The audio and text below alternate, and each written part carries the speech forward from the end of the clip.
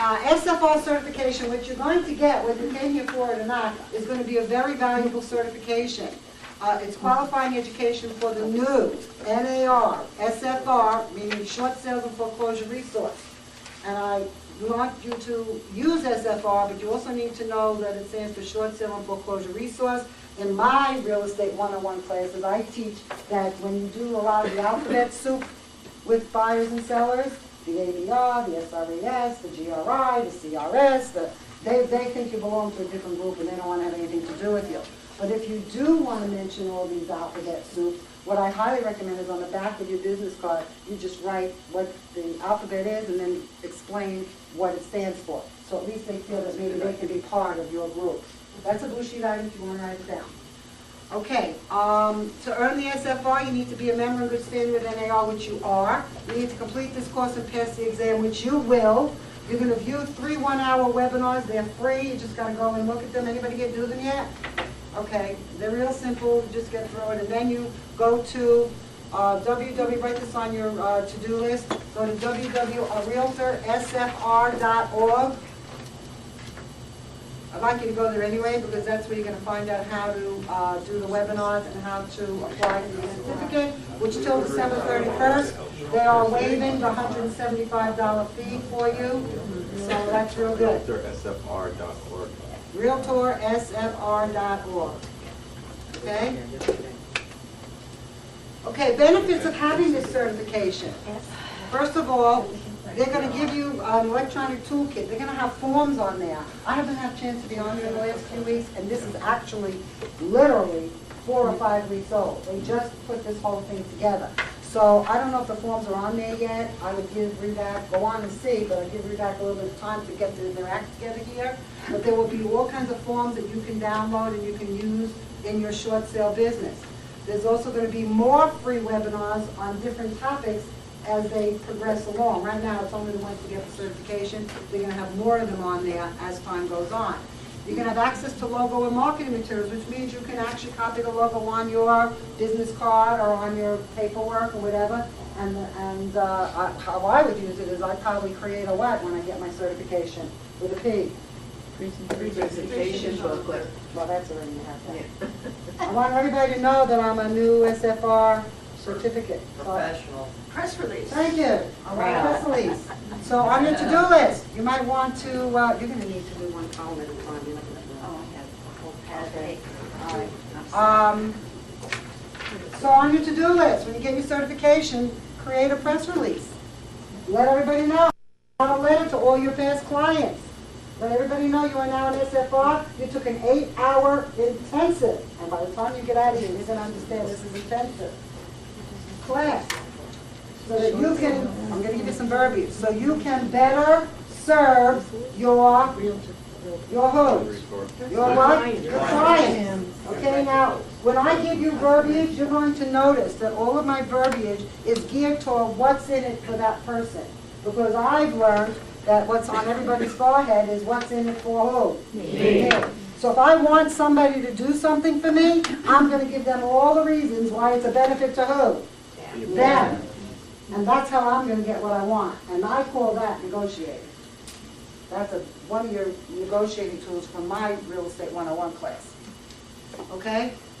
You're going to have differentiation as an SFR at Realtor.com and Realtor.org. It's the only certification that will be allowed on Realtor.com. So if people have another certification, they can't put it on Realtor.com. But if you have the SFR, you can. Okay, also there's going to be an online networking. I'm not sure if that's up and running. You can go and check, where you can actually talk to other people who do short sales and foreclosures, and you can share what? Information and ideas. I think that's a great, and it's throughout the whole country. So you just have to be careful. Sometimes the laws are different in different states. And while I'm thinking about this, I'd like you to put on your to-do list to go on and become a member. How many are on social media already? Social media? Okay, I'd like you to go on realtown.com, RealTown.com, and I want you to join a group called Short Sales and Foreclosures. You will start getting emails, and you'll see what other people are doing. So now you'll have 2 resources, one from Realtown and one from the SFR site. Also, another one would be Active Rain. They also have groups. ActiveRain, RAIN.com. Anybody on those already? Yeah, I get tons and tons of email. I can't even keep up with it. I was thinking about getting a BlackBerry. I said, why do I need a BlackBerry? All I'm going to get is all these emails. That's ActiveRain.com. ActiveRain.com. Okay? Nope, this is the only certification that NAI has. There are no dues. Let's give them a hand, no dues. Okay, it's a bonus for today. Today's class is an approved elective for the accredited buyer's representative, which is the ABR designation. Do I have any ABRs in here? Okay, good. It's a great designation. If I were a broker, nobody would work for me without it, because it's really a course that I cover your assets. Okay? I get people in my ABR classes that say, oh my God, what do you mean I wasn't supposed to be doing that? I've been doing that for 10 years. Now, I'm going to tell you, I speed. You don't have to tell the police. But I speed. Do I get caught every day? No. No. Do I get tickets every once in a while? Yes. So the same thing with doing things legally or illegally in the real estate business. You may not get caught every day, but if they catch you, it's going to go to court. Now, the other thing I need you to know is that your E&O insurance only covers compensatory damages. They do not cover punitive damages. So if you get sued, yeah, your E&O will cover some of it, but who's going to cover the rest of it? You are. So you want to make sure you don't get sued in this business. I had a girl in my office was sued, took her 5 years to go through the lawsuit. Anybody ever sued in the real estate business here? You're very lucky. Were you? I got 3 right now. 3 lawsuits? Yeah, they're not pleasant and they can take a long time. Okay, let's talk about foreclosure defined and phases of foreclosure and terminology in the process and the real estate professional's role in helping the distressed homeowners. What do you think consumers think when they hear the term foreclosure? What do they think? Cheap. Cheap. Run down. Run down. Bottom feeders, investors. Say again? Bottom feeders, investors. Okay. What else? Bad karma. Bad karma. Okay. All right. Well, a lot of them think about bank stripping properties from owners, or they think about belongings that moved into the street. Sometimes they are. Well, they'll talk about gutted or abandoned properties, which most of you who've shown them, that you know that a lot of them really look like who could ever live there. And also they think it's about homes sold on the courthouse. Now, you're going to not have things sold on the courthouse in this state because you don't have that kind of foreclosure. We're going to talk about that later, but there are states where they do. The reality is, few lending institutions want these homes. Why don't they want these homes? They have to maintain them. Liability. It's not their business. It's not their business. What is their business? Banking. What do you mean by banking? Money. Lending money. They make tons and tons and tons of money lending money. They don't want these houses. In fact, I'm going to let you know that when they get these houses, they want to push it away. Because each foreclosure costs them, you want to write them on your blue sheet, because this is going to come up all day long today, costs them between $50,000 and $100,000 to hold each and every foreclosure. So do you think they want them?